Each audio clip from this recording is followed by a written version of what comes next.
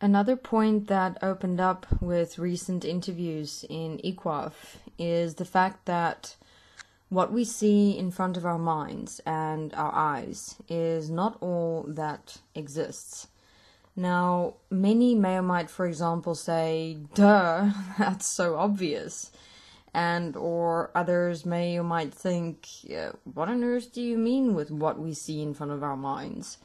So, for those with the duh, obviously reaction, and for those with what I mean with what we see in front of our minds, here are perspectives to consider that will show that the extent of the statement, what we see in front of our minds and our eyes is not all that exists, is not in fact understood. So, what I mean with what we see in front of our minds, I mean the thoughts, imaginations, internal conversations, etc. that we have.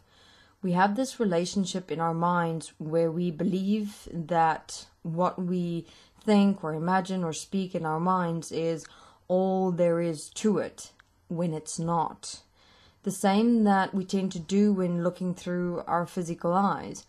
One can have a look at when you physically look at other human beings and how self sees them. The opinions, ideas, judgments that's formed. One believes then from there that that's all there is to this or that person, when obviously it's not. When we have a look at nature or a tree, we believe that what we see as the tree, the fact that we can identify it as tree, is all there is to it, when obviously it's not. There's an entire existence within and as the tree, as what constitutes the tree and its existence. As with the human being, you see, there's an entire existence within and as the human that constitute the totality of who they are. As with the thoughts, imaginations, conversations we have in our minds, within and as them, there is in fact an entire existence as the history and process that thought, imagination, or internal conversations walked to be able to materialize or manifest in your consciousness.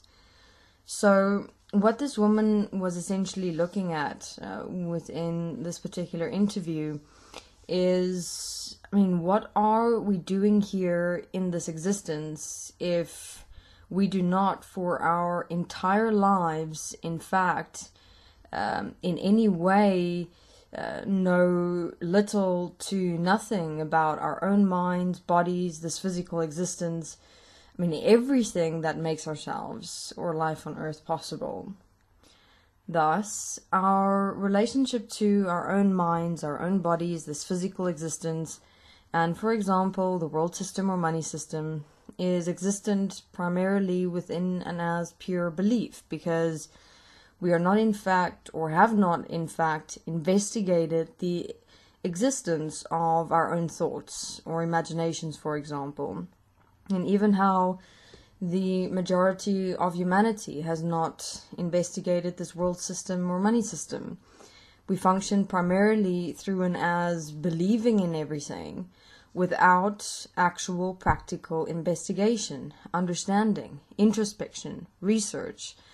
This is how we created the religion of the self, how our self is in fact but a religion we believe in, because humans don't even know the extent to which your life, your mind, consciousness and memories have constructed this who you are, you blindly believe to be all that you are. This we will go into more in the next interview. With regards to our self-belief, essentially. So, time to start challenging beliefs and understand the extent to which you exist in and as belief, even within your own mind, and the definition of who you are in the mind. That creates this illusion that what we see in front of our minds and our eyes is all there is to ourselves and all of existence. So, time to see beyond the veil of your own mind and eyes and into and as reality. What is real? What is here? that is definitely not the pretty picture we tend to want to imagine ourselves and reality to be. So the interviews that explains this process in detail is available in EQAFE, a life review called The Religion of Self, explaining why and how we are or who we are is but a belief and not in fact real, and what this means. And also the quantum systemization interview called The Existential Book of Life, explaining what is existence really within and beyond the very thoughts you think.